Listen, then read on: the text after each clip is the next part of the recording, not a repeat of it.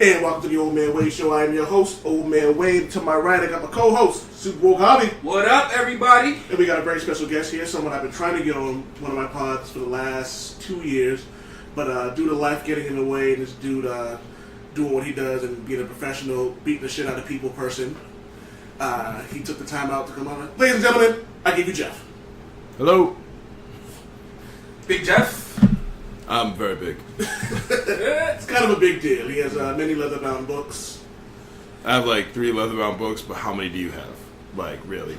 That's a lot in today's day and age. You know what's I have crazy? leather-bound digital copies. Does that count? You have digital copies of movies about people being bound in leather? Is that what we're going with? Or are we... Moving on, I don't want to incriminate Yeah, what's the myself. common fit in that sentence? I don't want to incriminate myself on the airwaves. Statute of limitations, so you can't really say anything about that. So what's going on, man? Tell people about yourself. Not much. I'm a heavyweight cage fighter. Trying to get booked for my first pro fight this month. I've had a lot of, like 10 amateur fights. Going through a lot of bullshit right now trying to get booked because there's not a lot of guys who can do a 6 to 8 week training camp and still weigh over 240 pounds. So it's hard to find people that are willing to take a match with a guy who's gonna weigh in at 265. Naturally. Yeah. It's just fruits and berries. Yeah. Yeah. So that bartending, and also I'm a professional loudmouth on Facebook. So I got that going for me. For you Which is people nice. who think you don't give a fuck, Jeff really don't give a fuck. Not a one. Like I watch him get into arguments, and I don't even bother commenting. I just sit there and I have the notification just so I can see him sit and watch him like rip people apart or just. Oh, that friend request is coming soon. There was a point where I was like when Trump won, I had a breakup with democracy, and it was like an ugly breakup where I'm like ranting about like, and this is why I could never trust you, democracy. And this is why none of it works. It's like, and this is why everybody's a racist. And like people were all liking it because some of it was like positive, like self-affirming stuff like any breakup, but then like there were also the rants and and like the needless negativity. And people were commenting or liking it, and because of I had no idea of the reach Facebook had, because if you like something, right, all of your people can see that sometimes, like, can get popped up, especially if it's more popular. Yeah. There were things that were coming up with like 105 likes, like posts about like, what America's supposed to mean and stuff like that, and then I'm arguing with like somebody's Auntie Shirley about why Hillary Clinton doesn't kill people, doesn't like kill children she's molested in a pizza shop. Like it's Oh my God. It's like no everybody, people are coming out like super heavy. Yeah. And I had like, and the whole and I actually made my I made my stuff private. Yeah. At a certain point, because I was going for a new job, and also because like it was just getting a little heavy, and people were starting to look to me for things I couldn't give them. Like what? I don't know. Like I've had a number of situations where I've like tried to like talk people through like a crisis. I do better in a crisis than in everyday life. Yeah. Like I have. So, like, when something goes wrong, like, friends of mine were killed, I just, like, that's how I process. It's just by being there for somebody else. So, I have a question. So, double back a little bit. You said that you ended up talking to a lot of people that believe that Hillary Clinton murdered babies in a pizza shop. I was given an example. I honestly cannot tell you specifically every ridiculous conversation. That's just that Pizzagate conspiracy thing. But there were people that were like, I remember during the election, I had somebody. I work at a bar. I work at a couple bars now, but I was working full time I was bartending full time at a bar in Dorchester, neighborhood bar. Friends, young kids, like young white kids, like some black folks, but like mostly it's like just the nature of the city. It's changing. And this kid was trying to justify like why he would vote for Trump instead of Hillary, And I'm like, but I know him to not be racist. Yeah. And okay, rewind real quick. Do you equate racism with voting for Trump? well, that was the problem. Is that I don't think that racism is the only reason that people voted for Donald Trump. Mm-hmm. However, it should have been disqualifying. President fuckface on here. Okay. Like, honestly, it's enough for me to just not refuse the proper title of president, such and such. Just saying my full name, that's the level of respect I used to have for this country. But So you don't equate it with racism? I don't know, but it's just like having been okay with it was enough that I'm just like, how is this not a deal breaker? And it's like, you're gonna be like, no, but I feel like he'll make good deals. Bro, you just posted a video about how you would break up with a girl if she claps when a plane lands. Like, you know what I'm saying? There's that meme, you know what I mean? Like, imagine and then the plane lands, you're on your honeymoon, you just married the love of your life, and the plane lands and she claps and you realize you just married somebody who claps when the plane lands. You book a flight home, you never talk to her again. Like, but the whole point is like, if these are the deal breakers, why wasn't that? But this was the conversation, was the realization that,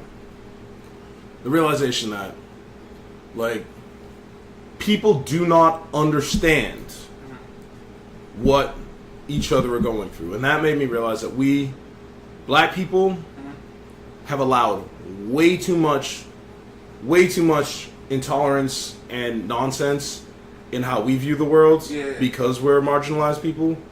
It's the same as other marginalized people. Like, how long have,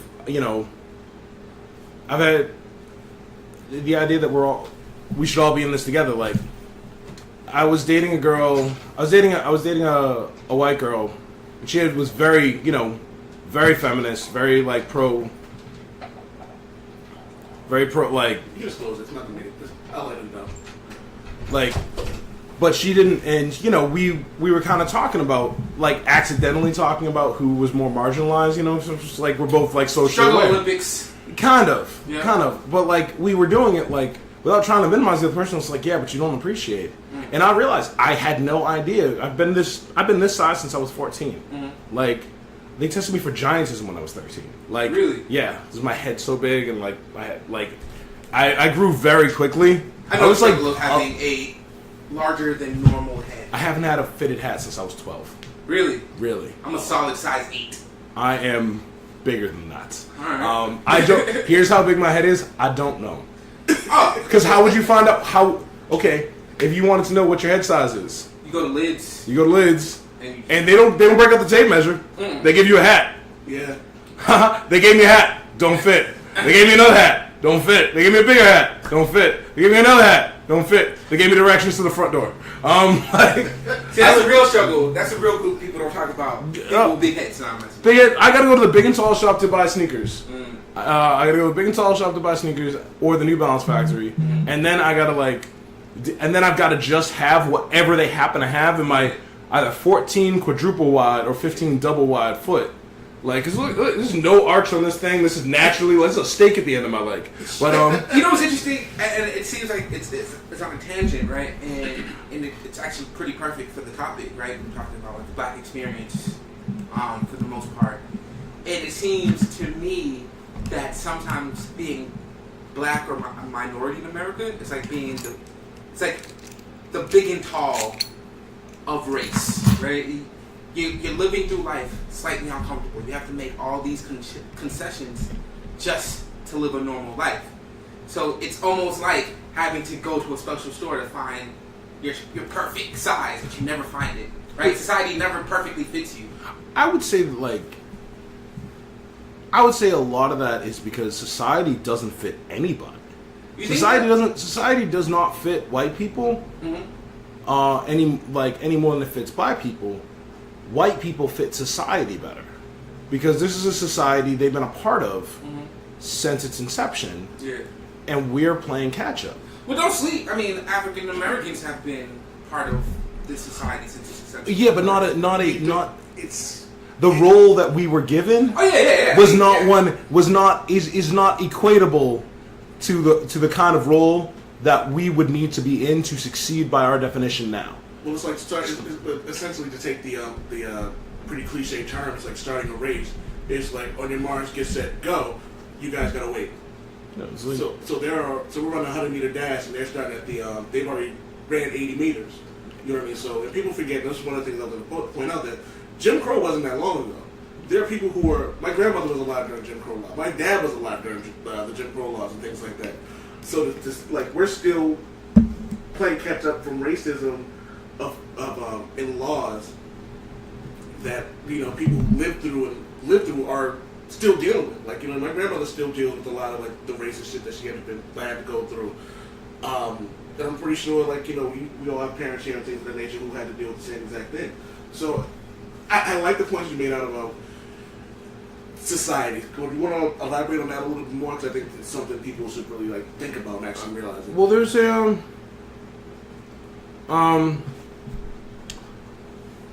society's not one size fits all.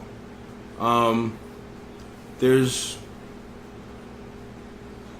a whole I'm actually trying to pull up the title of the author of a book that it's called How the Irish Became White. Mm-hmm. It's like there was a point where when you go into lower class white neighborhoods, that racism used to be need based. Mm-hmm. In the same way that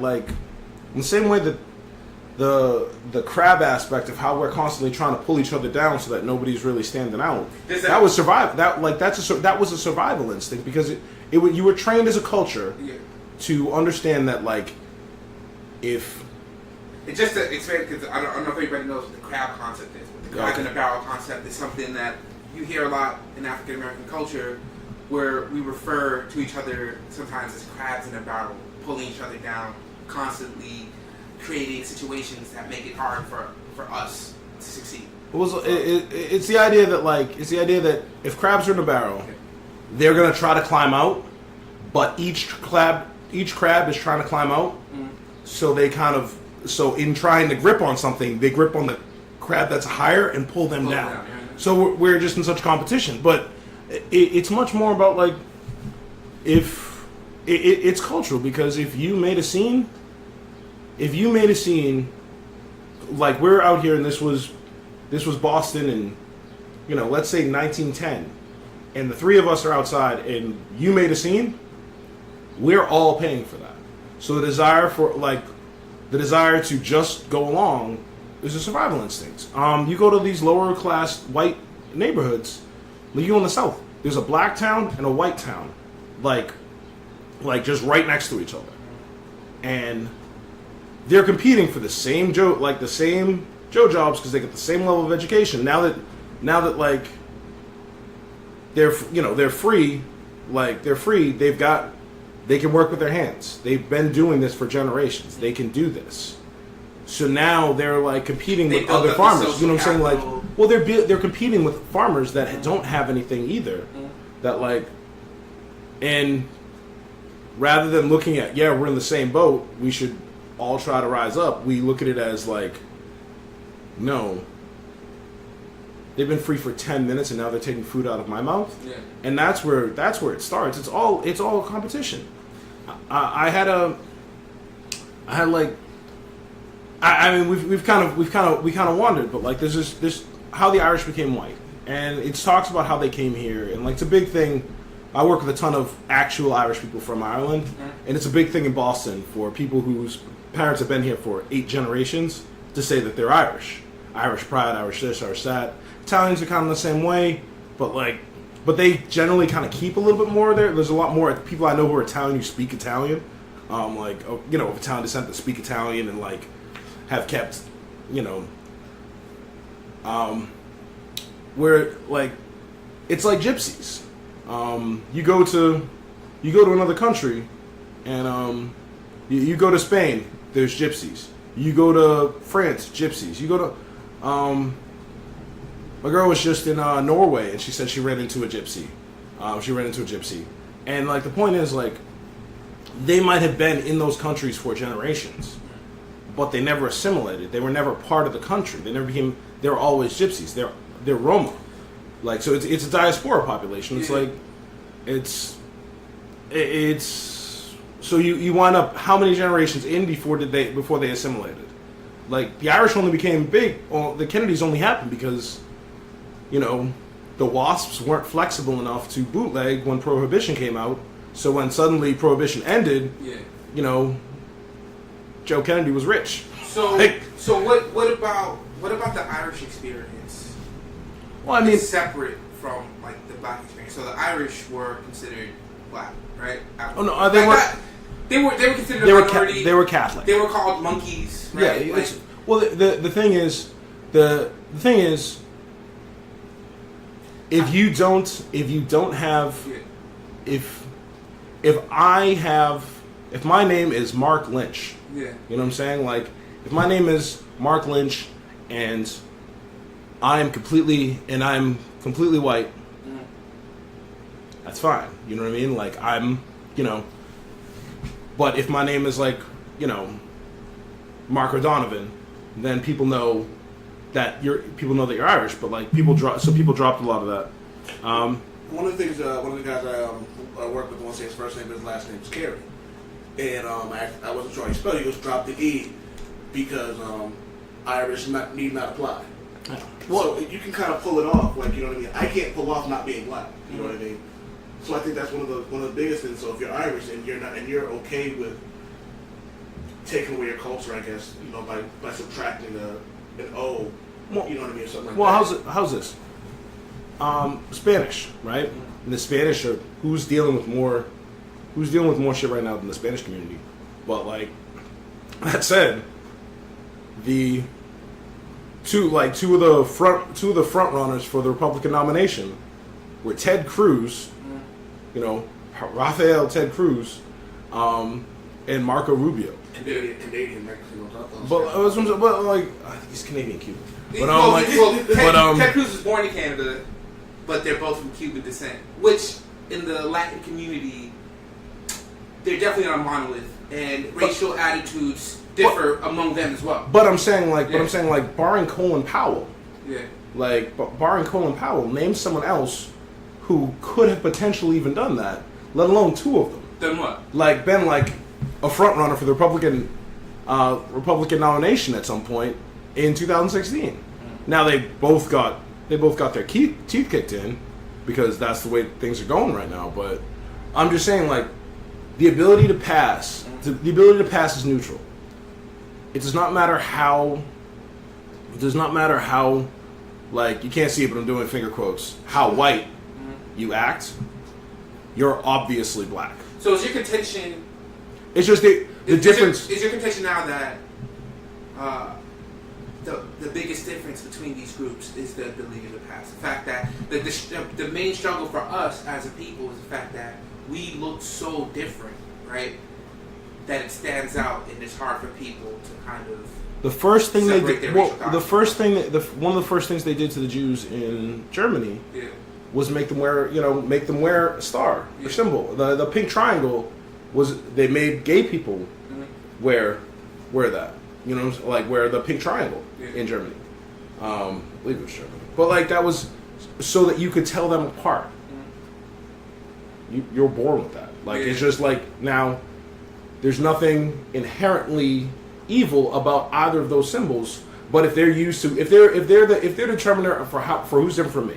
Now, like some of it honestly comes from this. Like if you're in a poor neighborhood and you run into, or if you're in a neighborhood that's a little bit sketchy, you can tell who doesn't belong there, based on their color sometimes. So.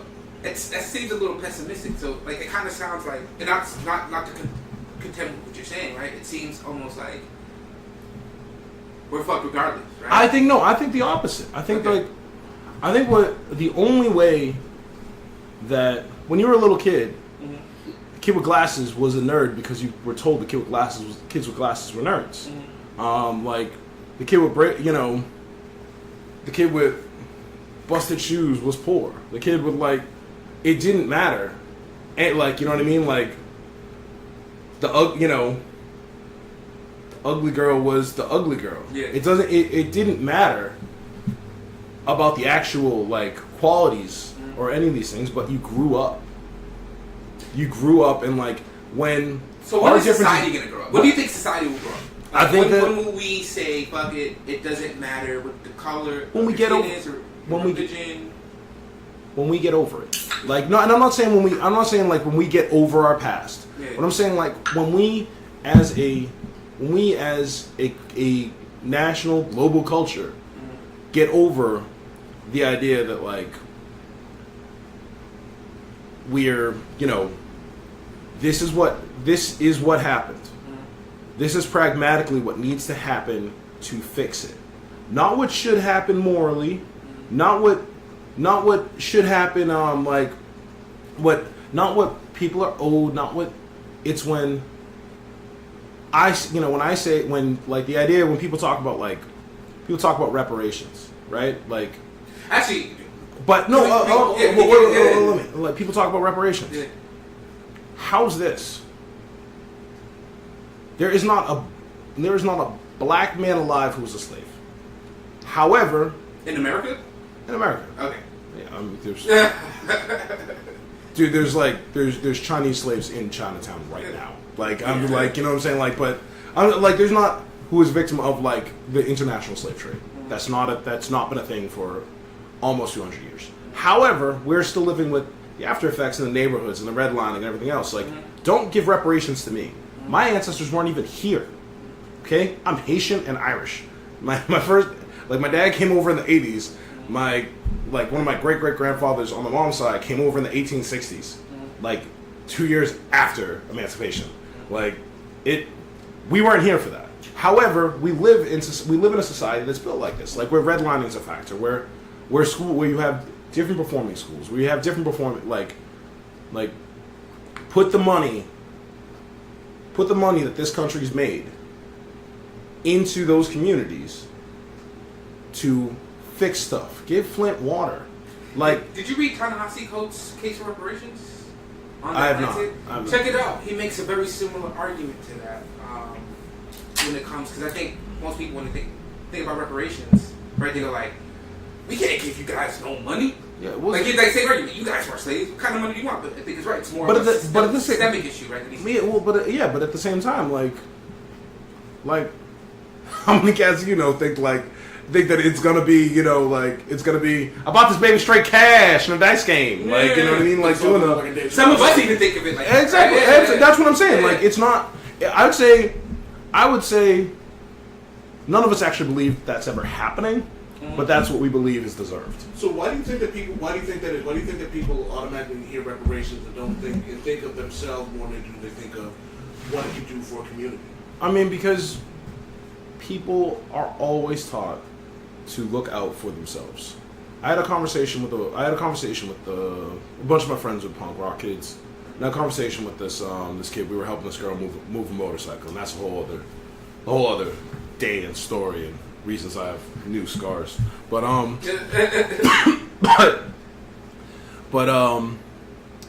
we were talking about how privilege works, because he's very much aware of this, and I'm like, it is one thing to ask me to give up for me to be decent, to give up my advantages for for the common good.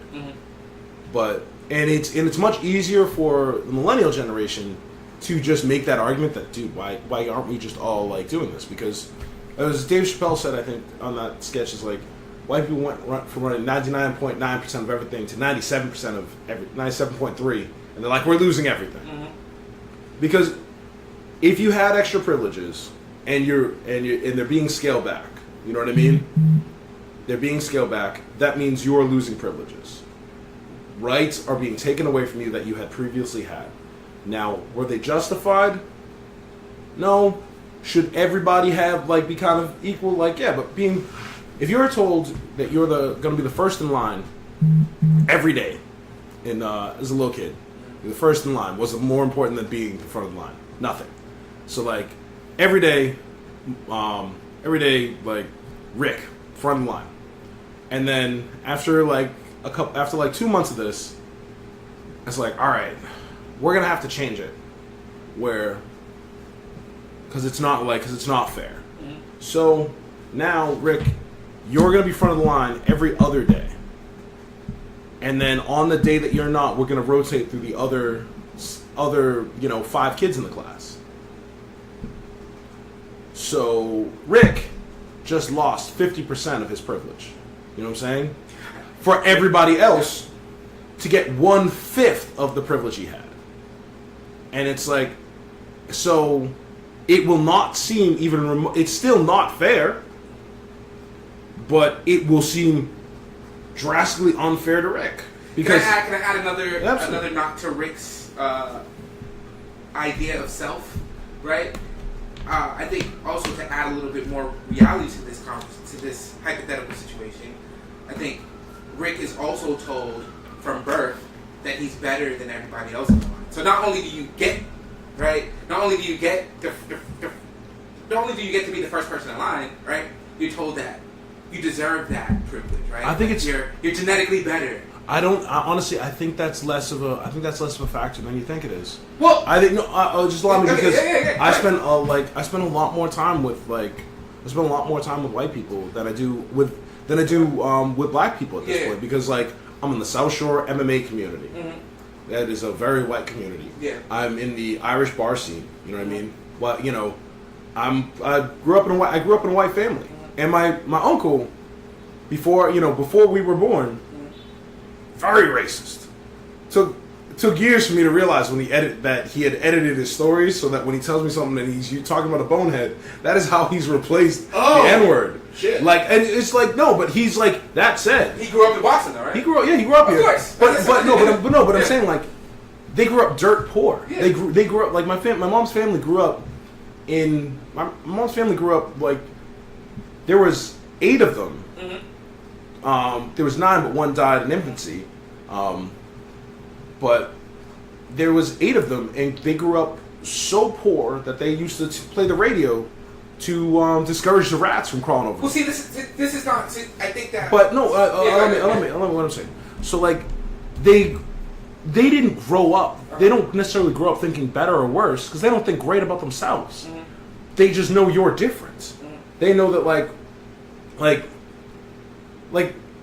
you hear. My uncle would also throw WAP around crazy loose. You know what I'm saying? WAP, Gook, and just things like that. And he had no justification for this, no real, they were different. Yeah. And that was enough. But speaking on where we're at right now, most of the people that would argue with me about this don't necessarily think we're any worse. And matter of fact, it's the fact that they think there's no difference between us. So what are we doing wrong that we're still behind? Is the issue? I was who specifically no, just people other well thought out, well read individuals who are aware of this and they realize because it's the idea. Rick wasn't told from birth that he's better than anyone else. Yeah. What Rick sees is, it is unfortunate that you guys don't get to be front of the line. That said, he didn't ask to be front of the line. He didn't ask to be front of the line. Yeah. He just walked into a situation where he was the front of the line. Well, and then he was front of the line for a while through no fault of his own, while the other 5 kids resented him. He just gave up half of his privilege. Mm-hmm. And the other 5 kids are still I still don't understand why he gets to go 4 times more than me. So let me say this. So we'll keep with the Rick scenario because you used the word that I think puts it up point perfectly with privilege. So you take Rick, and Rick has just been told that you're in the front of the line because you're Rick. There is no rhyme or reason for it. And then you have these other 5 students who are well, why does Rick get to be in front of the line? And so it's not Rick's fault. But why isn't Rick thinking to himself, I'm not any different than anyone else, so why can't I share my front of the lineness? If that makes any sense. You know what I mean? Because he's a kid. And I know, but this all starts when you're a kid. It starts being it's the same. it's the same thing that leads you to like, this is how you literally learn.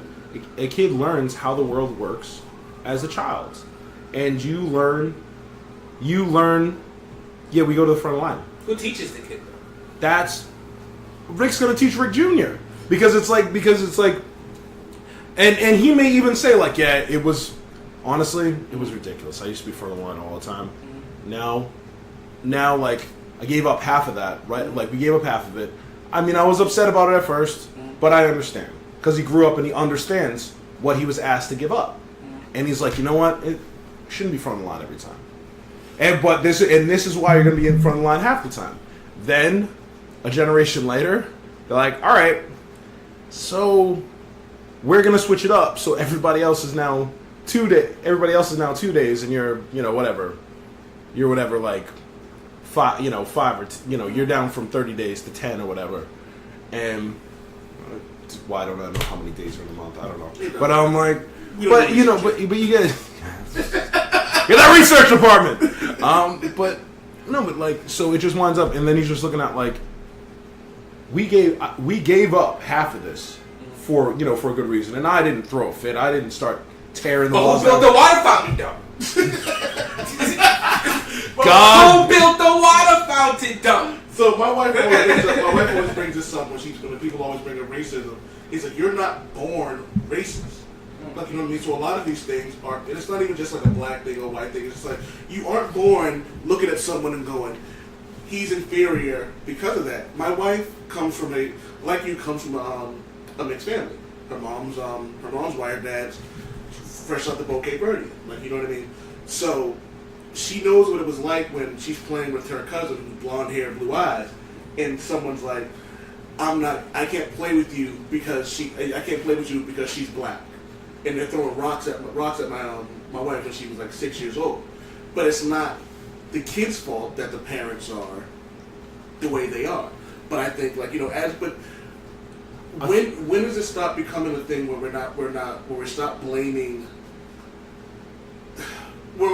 blaming the person for their actions, you know what I mean? As opposed to saying, well, they weren't born this way. It is inevitable that this ends. Like, you talk about, like, I sound hopeless about it because the fact is, like, what you're watching now is like the lights are on and the roaches are scattering and they're frantic. Oh yeah, and they're making a ton of noise. They're like being confronted with videos of what we've been saying for 50 years. You know what I'm saying? They're being confronted with videos about police brutality, about stuff we've been saying for 50 years, and it's all being thrown at them. And it's not just that it's happening; it's that we told you it was happening, and you thought we were making it up. You thought we were exaggerating, and now you're watching this, and you have to justify it to reconcile to your worldview. It's like that whole the Morpheus speech in the Matrix. It's like some will fight and claw to hold their reality together. They will fight to stay in the Matrix. Well, I think that's where I was trying to go. And I wasn't trying to say like we're talking hypothetical, and I'm not saying that somebody's explicitly stating to people like, you deserve this or whatever it may be, right? I think that you don't term implicit bias, right? And then you also have racial resentment. I think part of the problem is that people are looking for racism on both sides, right? Absolutely. So part of the reason why it's hard for me to believe like this thing's going to end is because I feel like people aren't really having the right conversation. So if somebody doesn't, I know a couple of white folk, right? And I'm not trying to. I know. My best friend is white. No, I know 3 or 4 white people. Yeah. And I get it. I call myself an expert. Yeah. You know what? I don't see color, so. No. I have seen every episode of Friends, and I get it. Oh, you're going too far now. I'm sorry, I apologize. But I've actually seen like 10 episodes of Friends. But even with that, okay, I've heard that. But I've seen every episode of Cheers. Really? I'm Frasier. I'm actually rewatching Cheers now. It's fucking amazing. I hate Diane so much. But we're off. We're off. If people are looking for racist attitudes, and if they don't see them, then one group they're going to say that there's no racism, or they're not trying to be racist, or I've heard the term for the first time. I've actually heard this term. It's 2018. I'm 35 years old. Yeah. I'm just hearing the term this year. Acceptable racism.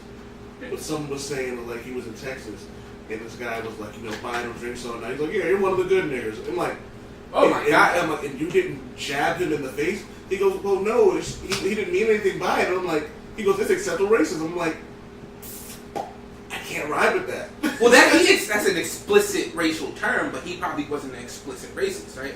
And that's what the thing is. Like, society, we live in a society, I think, right, where I'm thinking of the 80s, right? Ronald Reagan. Ronald Reagan won on the backs of saying, there's a group of people that are taking all the welfare. Like, all your tax dollars are going to welfare queens in Detroit and Chicago, right? There's a million reasons Ronald Reagan won. And and race plays part of it, but like... one of his first speeches, right, was in Mississippi, in one of the towns where there was like one of the worst racial riots ever. Look, I gotta find this out. Keep talking.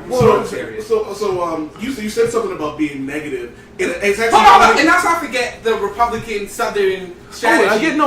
Which brought a bunch of racist people into the party. Like, racism was a big. Yeah, but that was Nixon, who also signed affirmative action into law. Well, yeah. But like, hold up. So Nixon, right? Nixon, again, probably a very implicit racist.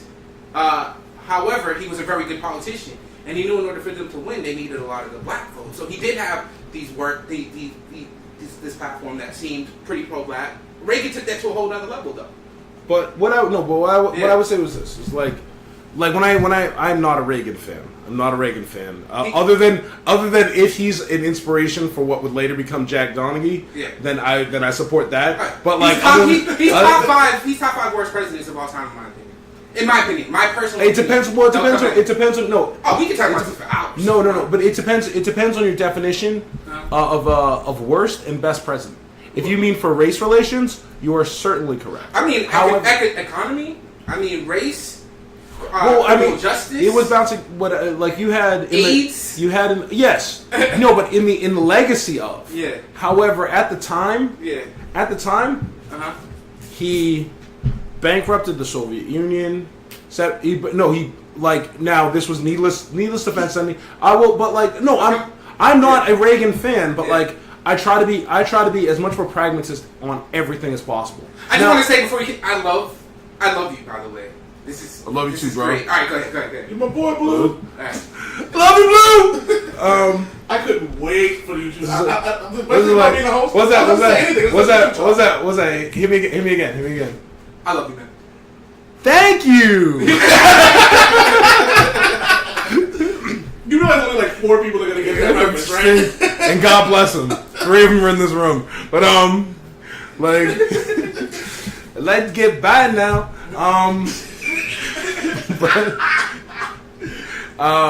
Do not send me down that Wayne's World rabbit hole. I was about to start singing some Bohemian Rhapsody, so we have 7 minutes. Bro. A sphincter says what? You expect me to say what? Like I don't get it. I don't get it. You big, we small. Last guy, he didn't know. So listen to the Old Man Wade show for some deep political conversation along with some Wayne World references. Awesome. It's well. How's this? Because we were. This is such a big thing that we can go down any number of holes on this. We can chase any rabbit hole on this and flush any degree of. Well, let's talk about if we can have this discussion about somebody other than Reagan, because I am 100% against Reagan. What I was saying is like what I was saying there is like the politics are always going to be bigger than racial politics. Much of like that. Well, that's what I'm saying. It's like much bigger than racial politics. Like I'll give the Reagan example, and I'm not saying Reagan was a good guy. Reagan was a piece of garbage for many reasons bigger than the race issue. Like he broke unions in this country. Destroyed bank regulations. Yeah, but like looking at how poorly Jimmy Carter handled things, is what led to a change. You know what I'm saying? Like, now, that was... It was complicated. Yeah, it's always gonna be multifaceted. Like, I like Carter, by the way. Yeah, he is a great man who was not a successful president. No. And that's what's real. It's hard to be a good man and a king. Like, it's like, Fun fact about Jimmy Carter: he was a nuclear physicist. Yeah, but people always give him the peanut farmer thing. Yeah. I learned that today about the nuclear physicist thing. I didn't even flinch though. That's how it is. The key is to hide your ignorance, ladies and gentlemen.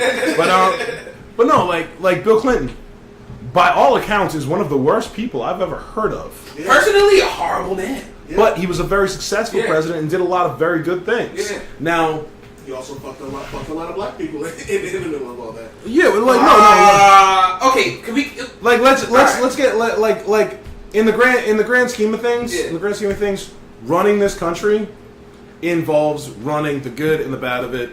That's the thing. That's my whole issue. It's like the issue with Donald Trump isn't that he represents this country. The issue is that he represents a segment of this country that is opposed to the general consensus of the country. Now, do you think they're opposed to the general consensus of the country off of some type of ideological sentiment, or are they just opposed to the direction of the country just because they're angry and they want to blow shit up? Or we are a country of idealists, idealists and extremists, ruled over by moderates when we are at our best. Like, we want the left wants like, and I just found our point of contention, by the way. But no, but what I'm saying though, well, like the left, because that Reagan thing went so smoothly. But Reagan's. No, but I'm saying like the left wants European socialism. They want it now.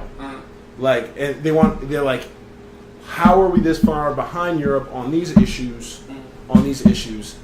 We want it now. Most of them never been to Europe. Most of them never been to Europe. Yeah. But like then the other half of the country are like, we need to get rid of this welfare now. The consensus in this country is somewhere between the poles. It does not matter which is right and which is wrong when it's a matter of opinion on how people are supposed to live. Do you think the majority of the country is split on that? I think that like it's a spectrum, and I say that we're evenly balanced. We're 51%, 49%. That's how all of our elections work. Well, I guess my question is, do you think there's enough people that sit in the middle? Yes. That we can find these consensus. Yeah, we're not into, but we do a purity test on the left and the right now. Oh, hell yeah. Like, we do a purity test on the left and the right. Less on the right nowadays, right? No, purity test is more... No, because you have to be... Are you right of center enough? Well, this is the thing. So, Boehner... Right of center enough? John Boehner was interviewed. He was the former Speaker of the House Republican. There is no Republican Party. Exactly. No Republican Party. It's just the party of Trump. So it seems to me that... would you say, like, the test, the purity test, now no longer sits on how much do you care about the national debt, right? It's more of like how crazy can you be? No, it's more it's how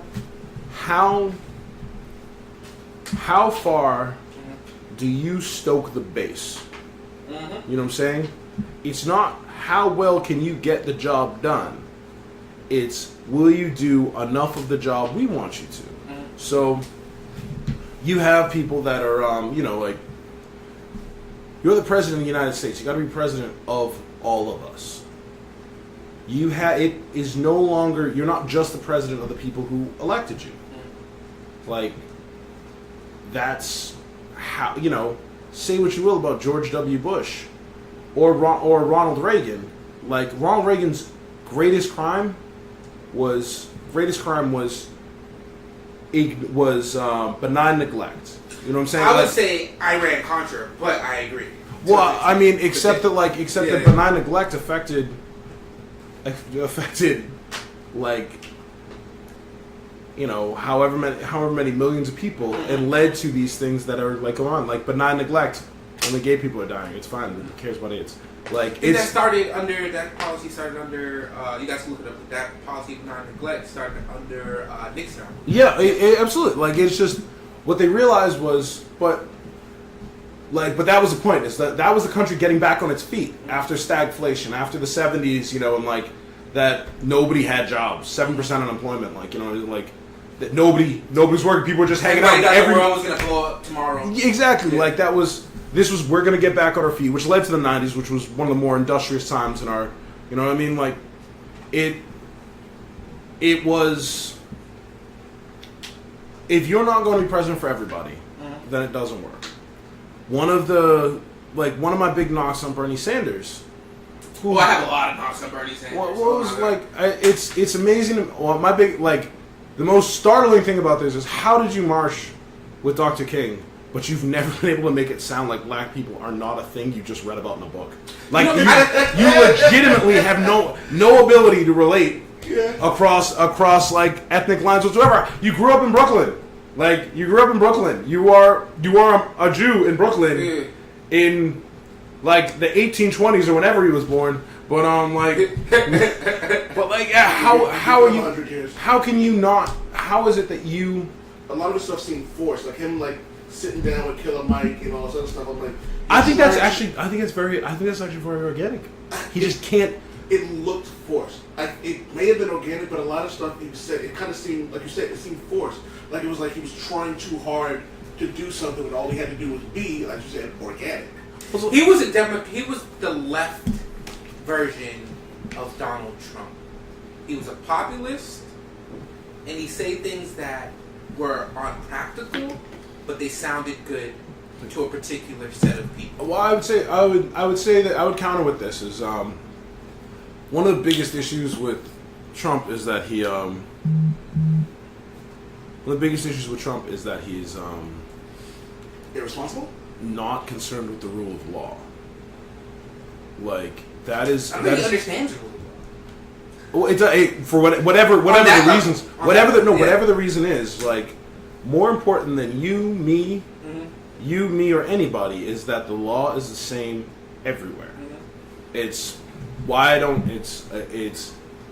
It does not matter how powerful or how rich you are. The rule of law is that whatever is the law is what is the way it works. Especially for the president. Especially for the powerful. Like that said, if you get into like, nah, man, we should just do it this way. Like the Robin Hood idea, like, hey, man, rich people have too much money, poor people are starving. You can't just rob banks to feed them because you're giving up the rule of law, which basically ends with like whoever's the most able. You give up the rule of law for this and that, and then you set a precedent where whoever's the most able is the one that gets away with it. Like that's. Do you mind? Is it okay if I ask you a little bit of your background? Like, have you studied politics or history? Yeah, like that? I was. My brother's a U.S. attorney. Yeah. Our assistant U.S. attorney. My I was on that track, and then I got arrested. Okay. And I literally went to jail. Went to jail for walking into somebody's house, drunk, and essentially trespassing or breaking and entering. But they indicted me on home invasion because I scared the shit out of the lady because she was. I didn't even know where I was, but I got in. I had to plead out. To burglary, and I got back. And literally, they were going to let me go and let me join the Marines, but the woman wasn't with that, so they had to like go with that. And literally, so I had to do jail for 2 months, 3 years probation suspended, and they told me and they read the guards, they read your profile, and one was like, I'm reading the Count of Monte Cristo to pass the time. I'm reading a almost 1,500 page books. Like I'm reading all the time. That's how I'm passing my time. And I was like, trust me, I'm actively going through like a Malcolm X fantasy in there. I'm just like, yo, you got a dictionary? But I'm like, but writing your own Ballad of the Bullet. Theoretic. I mean, telling myself I was about to write it, but I'm like really just like, but like, yo, what's Montego doing next? But But what's up. That's what's up. but so I had guards come up to me like, dude, what happened? Yeah. You're not a burglar. And I tell them the story and they're like, wow. And they walk away. But then I go to, and then there's the one guy, he was like, he's the asshole guard. He's the asshole guard. Like, his character is the asshole guard. He's racist, but I suspect he was more racist to give the image of he's the asshole guard, like, than anything else. Like, and, he read it and he's like, and he had to know. He had to know. He's like, dude, what? And I'm like this, and I was like, and I started while I was in Brookline. And he's like, ha! Black in Brookline, and then walked away. That's all you gotta know. Yeah, so like, it's a thing. But like, I wonder if you right accent because it seems like you rarely get people who are this knowledgeable about the things they know and that can actually back their things up with actual facts. Well, because some people can just say, well, freedom of speech. I'm like, okay, but you realize that doesn't mean you can say whatever the fuck you want without repercussions. Well, there's a ton of like, the biggest issue we have in this country right now. It is not okay to be wrong. Personally, I have a major problem. Well, I'll say this. I'll say personally. How ugly would it feel?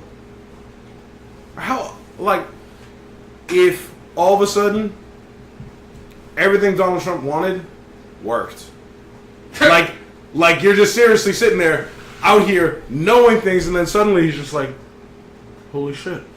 The tax cut works. Black people are all millionaires. Like, it's just how. Oh, not that it happened, but it worked. Yeah, I'm saying like it worked. How that it actually had the goals, like, and that you were completely wrong. But the funny thing about that is I think everybody in this room could be able to say, "Hey, I'm glad it worked." Like, you know what I mean? There are some people who are so stubborn that they wouldn't even accept that it happened. Yeah, but that's what I'm saying. Is like largely, like, and I would be defending. I would spend most of my time defending my opposition to it. Mm-hmm.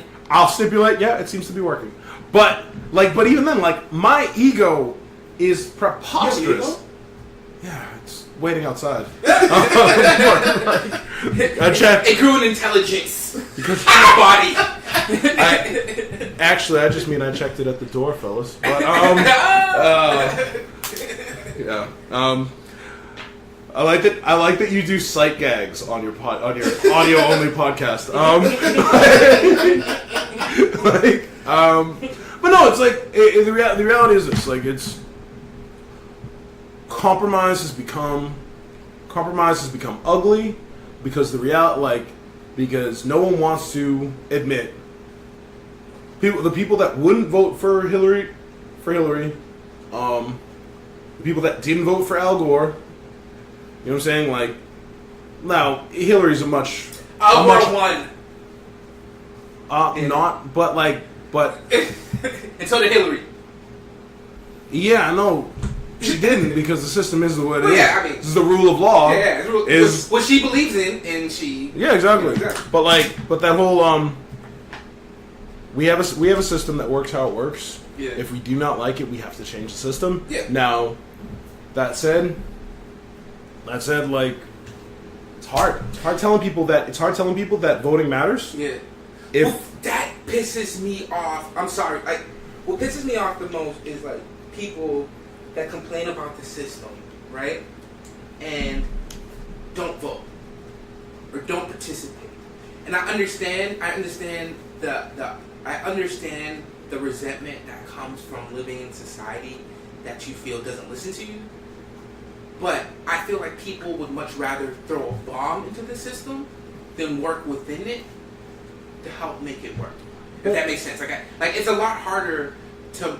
There's so much momentum. There's hundreds of years of momentum that's behind our system of laws and rules, right? How can we possibly expect? And you might have an argument for this, but how can we expect to totally flip over the system and have something that works like tomorrow? I think when we have a bunch of rules that we can work within. I think that you're underestimating the disenfranchisement. And this goes. I'm part of the disenfranchisement. No, because you still believe that it can work. Like, there's legitimately the people that don't vote. Yeah. So there's people that don't vote for the reasons you say. Yeah. But then there's people that don't vote because they don't think they count them. But they do. But as a card carrying member of the tinfoil hat community, Mm-hmm. there are a lot of times where I look at some things and I feel like that. When I look at it, and I go, "What's the fucking point?" Like, you know what I mean? Where like we have people Like what? Like what? There are times where I really believe that they're snatching people up, and like, you know what I mean, or they're finding, like Michigan. Mm-hmm. Why Flint, Michigan? Why a place that's predominantly black or low class or lower income? White because if you Okay. you don't have to, because historically they didn't have to put the money there to keep the infrastructure going. If you do not, you work in a building. You know, like, what happens if they do not fix things in a timely manner. Exactly, but it's like, And then saving a little bit of money with the calculation was better than the potential risk of killing you a bunch guys. of But poor here's the people. thing: you guys are using common sense, logic, and facts. Yeah. And again, tinfoil hat here. Sorry. You know what I mean? I apologize. Like, I hear things like that, and it's just Yeah. like, if you know this is an issue, why hasn't this been fixed? Why has this happened in like Milton? Why has this happened in like San Francisco? Like, it could very well happen, but for someone who can really someone who can see both sides of the coin, Yeah. like, you know, being crazy, Yeah. I understand why. I don't think it's right, but Yeah. I understand why some people would just kind of have this sense of feeling of hopelessness. Well, our society is measured by trends, right? Like, we look at where people are going, right? Like, what people do. And we compare these trends, right? Mhm. If one trend goes up, some trends go down. If one trend goes up, some trends go up with it, right? And so, when it comes to places like Flint, Michigan versus a place like Newton, right? Rich people, right, are not only overwhelmingly white because of systemic, historical things that we're still dealing with, right? But rich people are also the ones that vote, right? White folk, on average, vote more than most minority groups, right? So not only are you poor and disenfranchised in that way, you're poor and disenfranchised because you remove yourself from the vote, which is understandable because for a long time you saw things not changing because of your vote. More explicit racist attitudes. Don't let my Yeah. I'm just playing devil's advocate. I understand Yeah. the right way to do things. The right thing to do would be would find a way. Even if you think that these aren't the ways that, even if you don't think the way the system works is something you can deal with, you can also get together and find a way to make things work. Like, I created this podcast, so I don't give a fuck about Facebook, like, you know what I mean? But like, for me, it's easier for me to talk here than it is on Facebook. Like, you want to know how I feel? Here's my fucking podcast. Like, you know what I mean? So for me, like, this is how I get my voice out. Yeah. But for someone else who may not think like that, it's kind of sad that. Okay, let me give this other conversation, because we kind of went around. I had a really deep conversation with this kid last week. We talked on a couple of things. We had talked on that line analogy. This is the same conversation. We were talking about, like, how millennials have essentially given up on the American dream. We watched Gen X fucking hit the lottery. The 90s, that's when they were coming up. That's when they were getting out of college. That's like the first half of our generation. Generation's about like 22, 25 years wide. Like, millennials, 81 or 80? millennials like either like 1979, I've heard 76 as early as that, up to like 1994. Like, so like the first wave of us, the Oregon Trail generation, the Xennials is what they call us, because we had an analog youth and then a digital adulthood. But so it kind of breaks that versus like the other half who were just only new digital. So the first half of our generation watched like, we saw fucking hope, a brave new world and like new frontiers, and the Star Trek was lit as fuck. But and then right as we turned 18, the prequels, the Star Wars prequels came out. It's like .com bust. Yeah. .com bust. Like, okay, this is like, okay, like what year were you? 82. Oh, I graduated? Yeah. 2000. Yeah, it was 2002, right? So like 6 years after that, 6 years after I get out of high school, like we have the Great Recession. You know what I mean? Like we have this.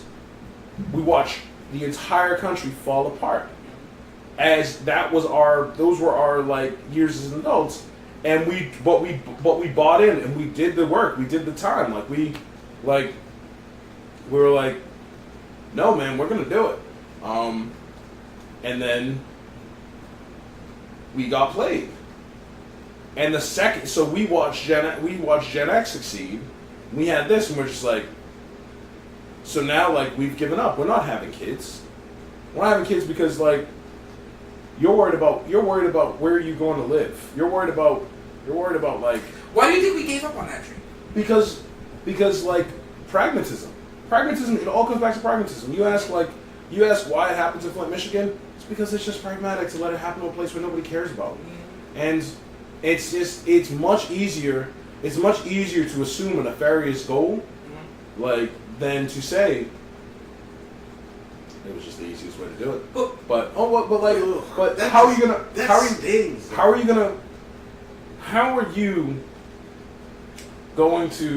you going to support?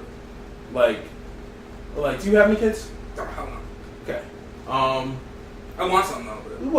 But the thing I is, literally just graduated from school, so my kids were starved to death. But that's what I'm saying. We are too aware that like.